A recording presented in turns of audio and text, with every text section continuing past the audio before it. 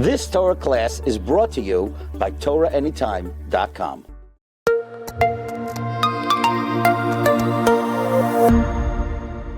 Okay, everybody, welcome back to the Lechtich Musar podcast.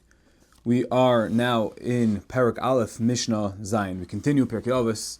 Nitei Ha'arbeli Omer. So we're in the chain all the way passed down from Moshe Rabbeinu, and now we're up to Nitei Ha'arbeli.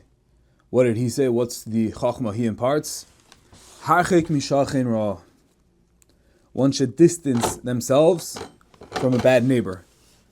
V'atischaber the Rasha. Similarly, a person should not acquaint himself, should not attach himself to a Rasha. V'atis ya'ish min ha'puranos. So we'll have to see what that means. So let's break down this Mishnah a little bit, because there's a lot in even what seems to be a little bit repetitive, but each one is a wellspring of Yisodis in and itself. So what does harchik mishachin ra mean? So let's break that down. So the Pirush says, harchik atzmecha milada b'shchinus la'adam shehu rak l'shamayim l'brius. Kidei shelo yitalmud mimayis avaram v'lo yitekal imo b'mapelas.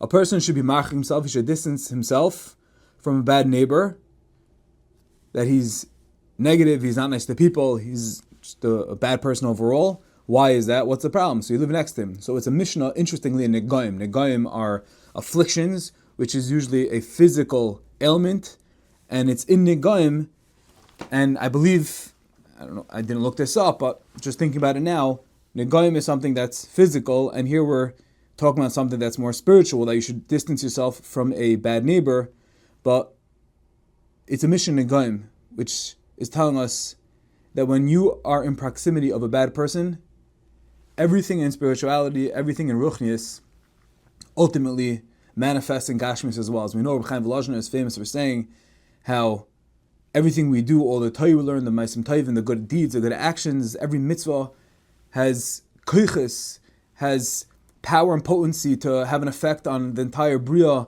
and all the levels, the atmospheres that we can't even see, we can't comprehend. Ruchnius is real. And the Mishnah in Negaim, which is very real, it's afflictions, it's something that happens to the body, it's telling us the famous words, Oile Rasha va'ile Shchinoi.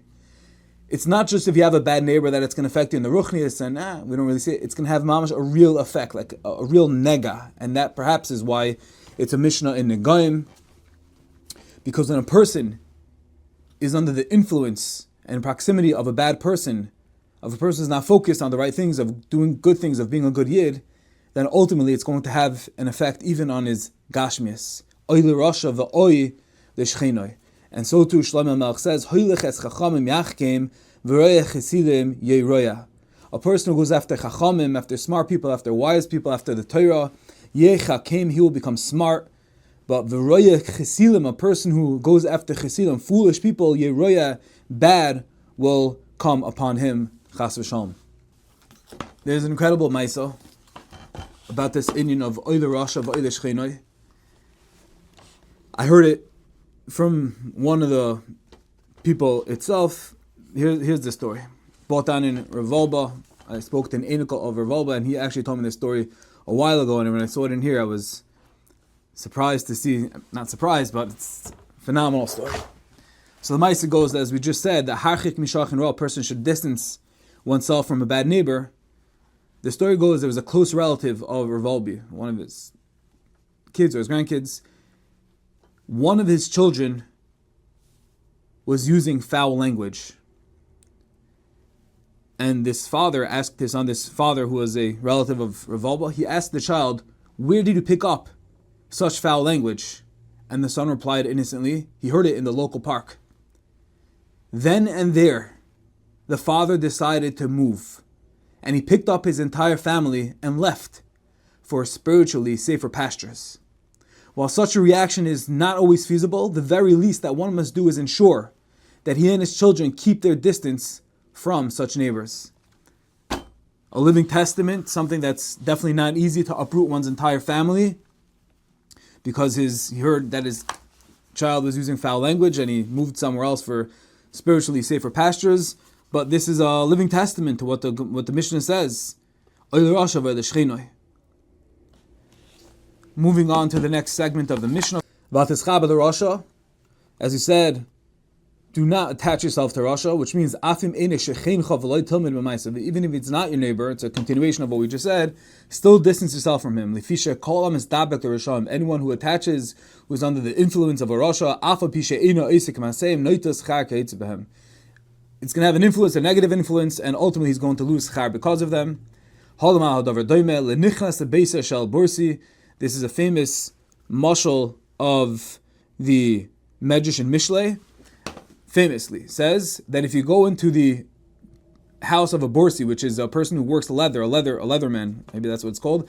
So the mission over here is telling us, the mashal over here is that just like a person who goes into a tanning house and they work and they tan the leathers and there's a bad stench, and even if a person walks in there and he doesn't actually touch the leather, but the whole air is permeated with this foul odor, and he's going to walk out, it's going to seep into him as well, even though he didn't touch anything. The same thing is with a Rasha, that even if you don't talk, you don't engage, you don't consciously learn from their Maisim Rayim, but just being mischaber the Rasha, you're in the proximity, you're in his zone, a person can also be rubbed off in the wrong, negative way.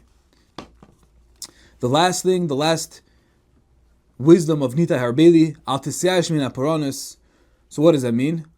So the simple understanding of al tisyash min aparanis means don't give up from paranis. Don't become despondent. Don't throw in the towel when you see bad things are happening.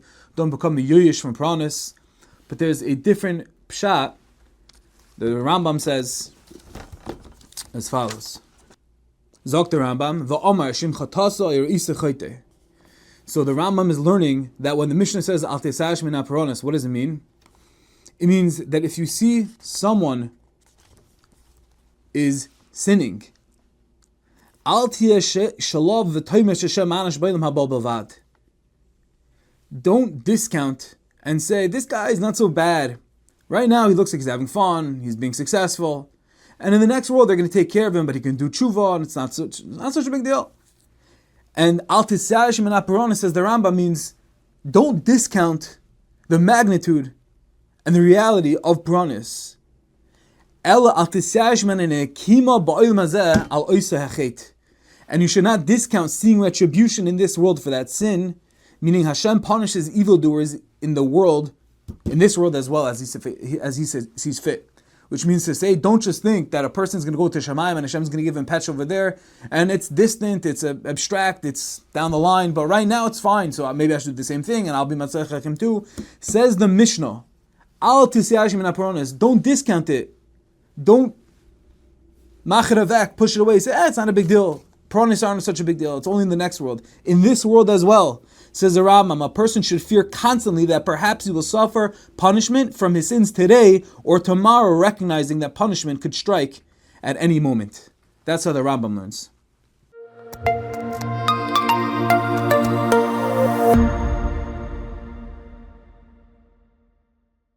You've just experienced another Torah class brought to you by TorahAnytime.com.